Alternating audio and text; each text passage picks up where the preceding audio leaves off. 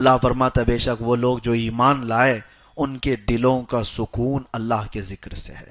آگاہ ہو جاؤ اللہ بذکر اللہ. اللہ فرماتا ہے خبردار، اللہ کے ذکر سے دلوں کو سکون ملتا ہے. اپنے دل کو سکون دینا چاہتے ہو، قرار واقعی دینا چاہتے ہو، اللہ کے ذکر میں اپنے آپ کو مصروف رکھو. برسوں ہو جاتے ہیں، مہینوں ہو جاتے ہیں، لوگ اللہ کا ذکر نہیں کرتے. ذکر کی کئی قسمیں ہیں.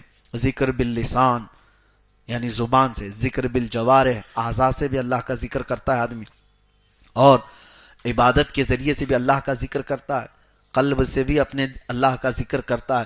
ذکر کے کئی طریقے ہیں، اور اللہ نے قرآن میں کیا فرمایا؟ فَاذْكُرُونِي اذکرکم، تم میرا ذکر کرو میں تمہیں یاد کروں گا. اللہ تبارک و تعالیٰ کا یہ وعدہ ہے، اور وہاں یاد کرے گا جہاں دنیا تمہیں یاد نہ کرے.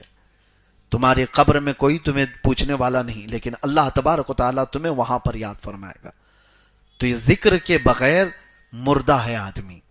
اور ایسی ہی سمجھ لو ہماری روح بیمار ہوتی چلی جاتی ہے.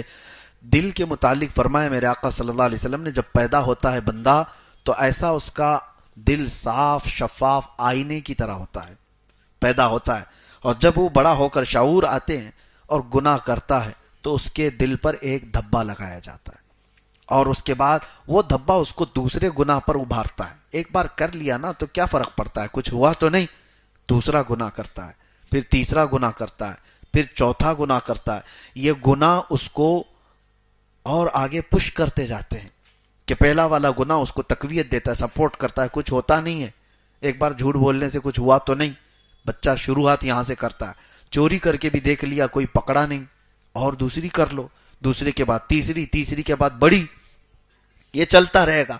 اور میرے آقا صلی اللہ علیہ وسلم فرماتے ہیں ایک وقت ایسا آ جاتا ہے اس کے دل پر کالے نقطے بیٹھتے بیٹھتے پورا دل کالا ہو جاتا ہے.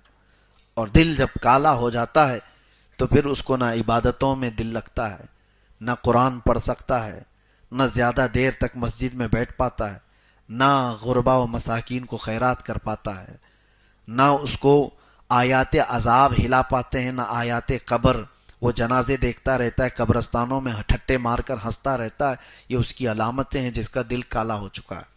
اسے نہ مردے کچھ الجھات پاتے ہیں، نہ قبروں کی زندگیاں اسے واض و نصیحت کرتی ہیں. دل جب سیاہ ہو جائے تو یہ بہت سخت ہے. اور اس کے بعد کہا گیا نہایت جب دل سخت ہو جاتا ہے تو اس بندے کے متعلق کوئی بھروسہ نہیں کہ وہ کہاں تک گناہ کر سکتا ہے.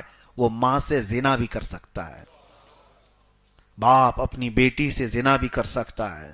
یہ تمام چیزیں علامات بتائی گئی. دل کو اتنا سیاہ ہونے نہ دو. کب ہوتا ہے یہ گناہ کرتے کرتے جب اس کا علاج ہی نہیں کرتا کوئی بندہ. اب اس کا علاج کیا ہے؟ قرآن کہتا ہے دل کو پاک کرنا ہو تو اللہ کا ذکر کرو. جب جب تم ذکر الہی کرو گے یہ میل چھٹتا جاتا ہے، چھٹتا